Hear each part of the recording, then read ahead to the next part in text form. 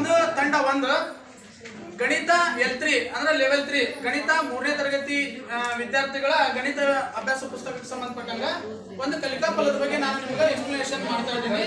ಕಲಿಕಾ ಫಲ ಏನಂದ್ರೆ ಮೊತ್ತವು 999 ಮೀರದಂತೆ ಸೂಚನೆಗಳನ್ನು ಅನುಸರಿಸಿ ಸಂಕಲನ ಮಾಡುವರು ಹಾಗೂ ನಿತ್ಯ ಜೀವನದ ಸಮಸ್ಯೆ ಅಥವಾ ಸನ್ನಿವೇಶಗಳಲ್ಲಿ ಅನ್ವಯಿಸುವರು. ಇದು ಒಂದು ಕಲಿಕಾ ಫಲ. ಸರಿ, ಈ ಕಲಿಕಾ ಫಲಕ್ಕೆ ಸಂಬಂಧಪಟ್ಟಂಗ ಮಕ್ಕಳಿಗೆ ನಾವು ಕಲಿಕಾಂಶವನ್ನ ಕಲಿಸಬೇಕಾಗುತ್ತೆ. ಹೌದಾ? ಈ ಕಲಿಕಾಂಶ ಮೇಡಮ್ ಆಮೇಲೆ ಮಾತಾಡ್ರಿ.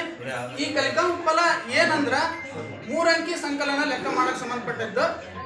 ಇದಕ್ಕೆ ಸಂಬಂಧಪಟ್ಟಂಗ ನಾನು ನಿಮ್ಗೆ ಏನ್ ಹೇಳ್ಬೇಕಂದ್ರ, ಈಗಾಗಲೇ ಗಣಿತದ ಕ್ಷೇತ್ರಗಳು ಯಾವುವು ಅಂತ ನಮಗ್ ಗೊತ್ತಿದೆ.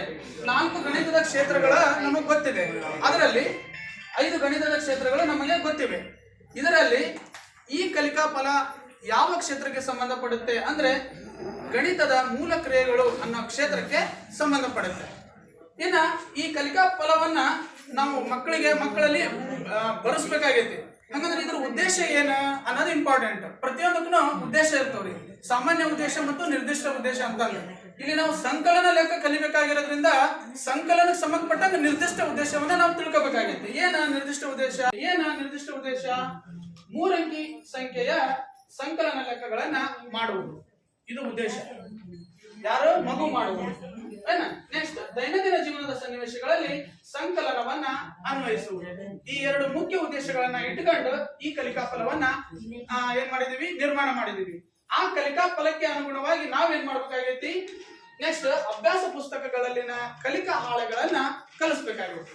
ಸರಿ, ಏನ ನಲಿಕಲಿ ಗಣಿತ L3 ಒಳಗ ಕಲಿಕಾ ಫಲಗಳ ಅಭ್ಯಾಸ ಪುಸ್ತಕದಲ್ಲಿ ಕಲಿಕಾ ಹಾಳೆಗಳು ಎಷ್ಟದವ ಅಂದ್ರ ಪುಟ ಸಂಖ್ಯೆ 75ರಿಂದ 90ರವರೆಗೂ ಇರತಕ್ಕಂತ ಎಲ್ಲಾ ಹಾಳೆಗಳು ಕಲಿಕಾ ಹಾಳೆಗಳದವು. ಆ ಕಲಿಕಾ ಹಾಳೆಗಳನ್ನ ನಾವು ಸಂಪೂರ್ಣವಾಗಿ ವಿವರವಾಗಿ ಮಕ್ಕಳಿಗೆ ಅರ್ಥ ಆಗುವಂತೆ ನಾವು ಕಲಿಸ್ಬೇಕಾಗಿತ್ತು. ಸರಿ, ಅದರಲ್ಲಿ ಇರ್ತಕ್ಕಂಥ ಎಲ್ಲಾ ಅಂಶಗಳನ್ನ ಮಗು ಕಲಿಯುತ್ತೆ. ನಾವು ಕಲಿಸ್ತೀವಿ, ಆ ಮಗು ಕಲಿಯುತ್ತೆ. ಕಲಿತಾದ ನಂತರ ಆ ಮಗು ಎಷ್ಟರ ಮಟ್ಟಿಗೆ ನಾವು ಕಲಿಸಿದ್ದನ್ನ ಕಲಿತಿದೆ, ಅರ್ಥೈಸಿಕೊಂಡಿದೆ, ಆ ಪುಸ್ತಕದಲ್ಲಿ ಬರ್ದಿದೆ ಅನ್ನೋದನ್ನ ನಾವು ತಿಳ್ಕೋಬೇಕಾಗೈತಿ. ಅದನ್ನ ನಾವು ಹೆಂಗ್ ತಿಳ್ಕೋಬೇಕಾಗೈತೆ ಅಂದ್ರ ನಾವು ಅಲ್ಲೇ ವರ್ಕ್ಸ್ ಮಾಡಿಸ್ತೀವಿ, ಪುಸ್ತಕದೊಳಗೆ ವರ್ಕ್ ಮಾಡಿಸ್ತೀವಿ, ಆಮೇಲೆ ಹೋಮ್ ವರ್ಕ್ ಗಳನ್ನು ಕೊಡ್ತೀವಿ. ಅದು ಎಷ್ಟರ ಮಟ್ಟಿಗೆ ಅದನ್ನು ಬಳಕೆ ಮಾಡ್ಕೊಂಡಿದೆ, ಅದು ಎಷ್ಟರ ಮಟ್ಟಿಗೆ ಆ ಕಲಿಕಾ ಫಲವನ್ನ ಅಂದ್ರೆ ಅನ್ವಯಿಸಿಕೊಂಡಿದೆ ಅನ್ನೋದನ್ನ ನಾವು ನೋಡ್ಬೇಕಾಗೈತಿ. ಹಾಗಂದ್ರೆ ಅದು ಏನೇನ್ ಮಾಡ್ತೈತಿ, ಏನೇನು ಅನ್ವಯ ಮಾಡ್ಕೊಂಡೈತಿ ಅನ್ನೋದನ್ನ ನಾವು ಹೇಳ್ತೀವಿ. ಆ ಸಂಕಲನ ಲೆಕ್ಕಗಳಿಗೆ ಸಂಬಂಧಿಸಿದಂತೆ, ಸಂಕಲನ ಕಲಿಕಾಂಶಕ್ಕೆ ಸಂಬಂಧಿಸಿದಂತೆ ಮಗು ಏನ್ ಮಾಡುತ್ತೆ ಅಂದ್ರೆ 3ನೇ ತರಗತಿ ಗಣಿತ ಕಲಿತಕ್ಕಂತಹ ಮಗು ಏನ್ ಮಾಡುತ್ತೆ ಅಂದ್ರೆ ಸ್ಥಾನ ಬೆಲೆ ಕೋಷ್ಟಕವನ್ನ ಬಳಸಿ ನಾ ಹೆಂಗ ಸಂಕಲನ ಮಾಡಬೇಕು ಅನ್ನೋದನ್ನ ಅದು ಅಪ್ಲೈ ಮಾಡ್ಕೊಂತೈತಿ, ತಿಳ್ಕೊಂತೈತಿ. ಅಡ್ಡ ಸಾಲಿನಲ್ಲಿ ಹೆಂಗ್ ಮಾಡ್ಬೇಕು, ಉದ್ದವಾಗಿ ಬರ್ಕೊಂಡು ಹೆಂಗ್ ಮಾಡ್ಬೇಕು ಅನ್ನೋದನ್ನ ತಿಳ್ಕೊಂತೈತಿ. ಅದ್ರ ಜೊತೆಗೆ ವಿಸ್ತರಣಾ ರೂಪದಲ್ಲಿ ಹೆಂಗ್ ಮಾಡ್ಬೇಕು ಅನ್ನೋದನ್ನ ತಿಳ್ಕೊಳ್ಳುತ್ತೆ. ತಿಳ್ಕೊಂಡ ಆ ಸಂಪೂರ್ಣವಾಗಿ ಮೊತ್ತವನ್ನ ಹೆಂಗ್ ಮೊತ್ತವನ್ನ ಹೆಂಗ ಕಂಡುಹಿಡಬೇಕು ಅನ್ನೋದನ್ನ ಕಲಿತ್ಕೊಳ್ಳುತ್ತೆ. ಇದು ಅನ್ವಯ ಅಂತ ಹೇಳ್ತಾರೆ.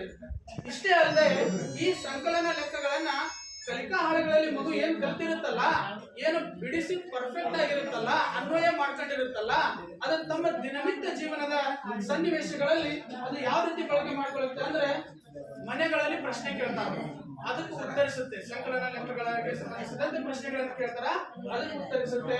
ಅಂಗಡಿಗಳಿಗೆ ಹೋಗಿ ಅವರು ಯಾವ್ದಾದ್ರು ವಸ್ತುಗಳನ್ನ ತರ ಕೇಳಿದಾಗ ಅಲ್ಲಿ ಇದನ್ನ ಸಂಕಲನ ಲೆಕ್ಕಗಳನ್ನ 3 ಅಂಕಿ ಲೆಕ್ಕಗಳನ್ನ ಅಪ್ಲೈ ಮಾಡ್ಕೊಳ್ಳುತ್ತೆ.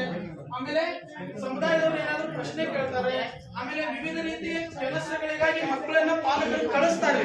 ಅವಾಗ ಈ ದಿನನಿತ್ಯ ಜೀವನದ ಸಂದರ್ಭದೊಳಗೆ ಈಗ ಬೇರೆ ಬೇರೆ ಹಂತಗಳಲ್ಲಿ ಆ ಮಗುಗೆ ಈ ಸಂಕಲನ ಅಲ್ಲಿ ಅಪ್ಲೈ ಆಗುತ್ತೆ. ಅದನ್ನ ತಾನು ಕಲಿತಿದ್ದನ್ನ ಅಲ್ಲಿ ಬಳಸಿಕೊಳ್ಳುತ್ತೆ.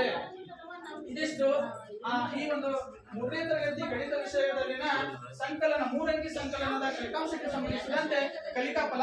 ಈ ಕಲಿಕಾ ಫಲವನ್ನ ನಾವು ಇಷ್ಟು ಅಂಶಗಳನ್ನ ಗಮನದಲ್ಲಿ ಇಟ್ಕೊಂಡು ಮಕ್ಕಳಿಗೆ ಕಲಿಸಿದ್ದೇ ಆದರೆ ಈ ಕಲಿಕಾ ಫಲದ ಉದ್ದೇಶ ಏನೈತಲ್ಲ ಅದು ಈಡೇರ್ತತಿ. ಇದೇ ರೀತಿಯಾಗಿ ನಾವು ನಮ್ಮ ಗಣಿತ ಪಠ್ಯ ಪುಸ್ತಕಗಳಲ್ಲಿ ಇರ್ತಕ್ಕಂಥ ಕಲಿಕಾಫಲಗಳನ್ನ ನೋಡ್ಕೋಬೇಕು. ಆ ಕಲಿಕಾಫಲಕ್ಕೆ ಸಂಬಂಧಪಟ್ಟಂತ ಕ್ಷೇತ್ರ ಯಾವ್ದು ಪುಸ್ತಕದಲ್ಲಿರುತ್ತೆ ಅದನ್ನು ನೋಡ್ಕೊಳ್ಬೇಕು. ಅದನ್ನ ನೋಡ್ಕೊಂಡು ಆ ಮಗು ತನ್ನ ನಿತ್ಯ ಜೀವನದೊಳಗೆ ಅನ್ವಯಿಸಿಕೊಳ್ಳುವ ಹಾಗೆ ನಾವು ಮಕ್ಕಳಿಗೆ ಕಲಿಸಿದ್ದೇ ಆದರೆ ನಾವು ಮೌಲ್ಯಮಾಪನದಲ್ಲಿ ಅತ್ಯುತ್ತಮವಾಗಿರ್ತಕ್ಕಂಥ ರಿಸಲ್ಟ್ ಅನ್ನ ಕಾಣ್ತೀವಿ. ಮಕ್ಕಳ ಸಾಮರ್ಥ್ಯಕ್ಕೆ ಅನುಗುಣವಾಗಿ ನಾವೇನ್ ಕಲಿಸ್ಬೇಕೋ ಅದನ್ನ ಕಲಿಸ್ತೀವಿ. ಮಗು ಆ 3ನೇ ತರಗತಿ ಮುಗಿಯೋದ್ರೊಳಗ ಆ ಸಾಮರ್ಥ್ಯವನ್ನ ಮುಟ್ಟತತಿ. ಅಲ್ಲಿಗೆ ನಾವು ಕಲಿಸಿದ ಉದ್ದೇಶ ಈಡೇರ್ತತಿ, ಆ ಕಲಿಕಾಫಲದ ಉದ್ದೇಶನ ಈಡೇರ್ತತಿ. ಇದಿಷ್ಟು ನಮ್ಮ ತಂಡ ಒಂದನೇ ತಂಡದವರು ಮಾಡಿರ್ತಕ್ಕಂತಹ ಕಲಿಕಾಫಲಕ್ಕೆ ಸಂಬಂಧಪಟ್ಟಂತ ಎಕ್ಸ್ಪ್ಲನೇಷನ್. Okay, thank you.